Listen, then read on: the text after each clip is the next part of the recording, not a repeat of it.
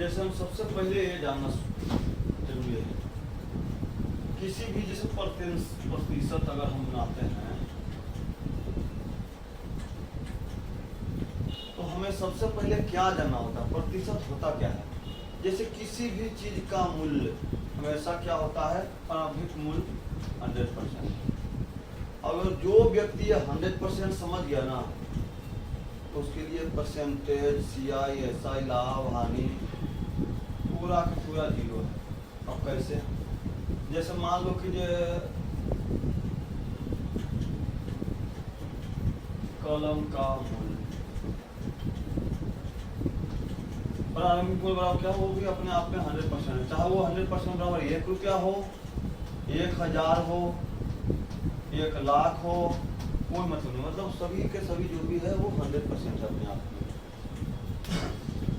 जैसे एक मैथ है, मान लिया जाए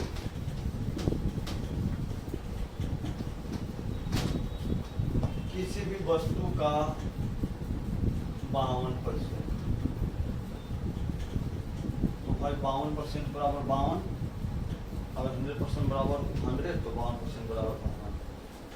तो मान लीजिए कोई वस्तु की कीमत है ये 10,000 रुपये, तो 100% बराबर 10,000, कितना गुणक, 100 गुणक।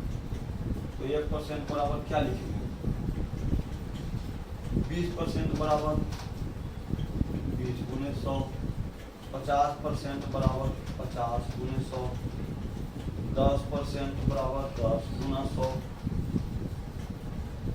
मतलब कि इतना भी परसेंट बोले तो क्या हो जाएगा, उसको कुछ नहीं करना है, वस्तु को 100% से तुलना करना है मूल्य। 5,000 मान लीजिए किसी वस्तु का मूल्य 100% बराबर 5,000, कितना गुना भाई, 50 गुना 20। यहाँ लिखे बोलेगा था 30% बराबर लाभ लिया है तो कितना लाभ लेगा, तो 30 गुने 50, 30% बराबर तो गुना 50, 1500, 15% बराबर 15 गुना 50, 750।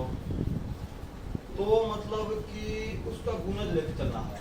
जैसे 100% बराबर अगर हम यहाँ 500 है तो ये इधर से इधर क्यों हम गुना करेंगे, 5 गुना। अगर इधर से चलेंगे तो भागा होता है, जिस इधर से चलेंगे तो भागा 5, जैसे गुना 5, मतलब दोनों एक ही चीज़ है। अगर 500 को 100 से भागा देंगे तब भी 500 में कटेगा, 100 को 5 से गुना करेंगे तब भी 500 में आएगा। तो यही कहने का मतलब है कि 100% की तुलना हमेशा उसका मूल्य पर निर्भर होता है। जैसे बोलता है कि एक कलम को चाहे किसी वस्तु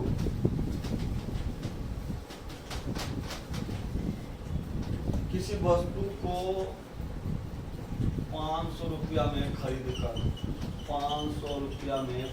कर 550 रुपया में बेचा, तो क्या लिखेंगे, 100% बराबर 500,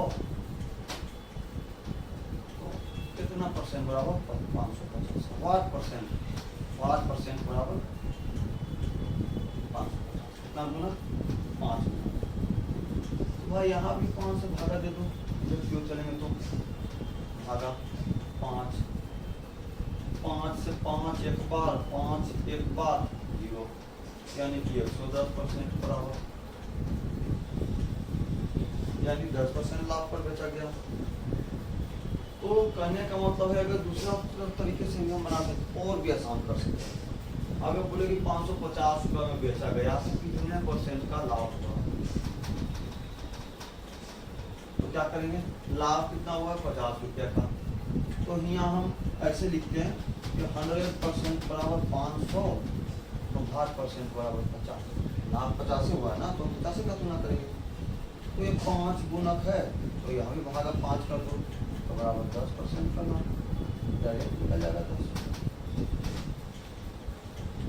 तो कहने का मतलब ये है कि कि जो ये 100% समझ गया किसी वस्तु का मूल्य 100% क्या है उसका मूल्य, अब बोलता है कई तरह से उसमें आता है। अब मान लो आपको आ जाएगा अंकित मूल्य में, बोलेगा कोई दुकानदार किसी वस्तु को 500 में खरीदता है लेकिन 20% अधिक अंकित मूल्य अंकित करता है, 20% बढ़ाकर, तो मतलब कहने का मतलब कि 100% तो खरीदा है 500, 20% अधिक यानी 120%, तो 5 गुना 5 यानी अंकित मूल्य 12 पचे 7, 120 पचे 7, 600, यानी अंकित मूल्य ये हो गया उसका, ये 100% नहीं होगा दुकानदार के लिए। वो अब जो दुकानदार से खरीदेगा उसके लिए वो 100% है, दुकानदार के लिए 100% प्रारंभिक मूल्य।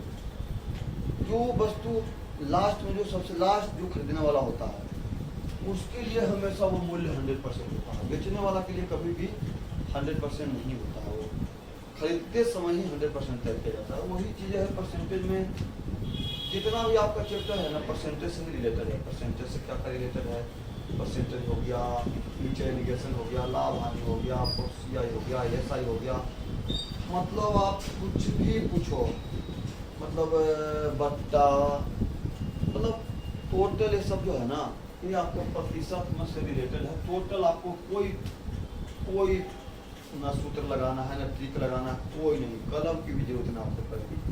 बस आप अगर 100% समझ गए बराबर पूरा जनरल मैथ खत्म। ये मैं गारंटी के साथ दावे के साथ कर सकता हूँ, अगर जो 100% समझ गया उसके लिए जनरल मैथ तो कुछ है नहीं, 0 है, इतनी गारंटी के साथ बता सकता हूँ। वैसे नेक्स्ट वीडियो में आपको बताता हूँ, क्योंकि हम ज़्यादा तुरंत उसमें आप नेक्स्ट वीडियो देखेंगे।